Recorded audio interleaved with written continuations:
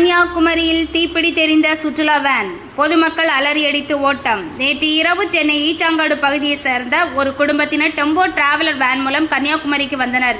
தங்கும் விடுதியில் அறை எடுத்து அவர்கள் தாங்கள் வந்த வேனை விடுதியின் கார் பார்க்கிங்கில் நிறுத்தியுள்ளனர்.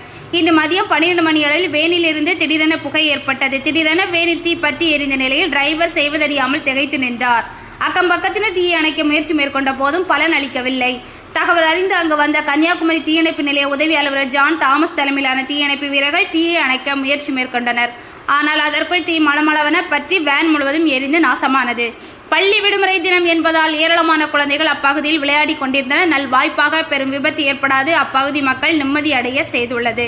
கடும் வெயிலின் காரணமா அல்லது வேறு ஏதேனும் காரணமா என தீ விபத்து குறித்து கன்னியாகுமரி போலீசார் வழக்கு பதிவு செய்து விசாரணை மேற்கொண்டு வருகின்றனர்.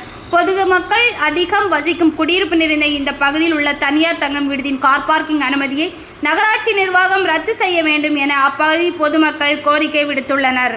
சத்திரியன் பார்வை செய்திகளுக்காக உங்கள் சிந்து.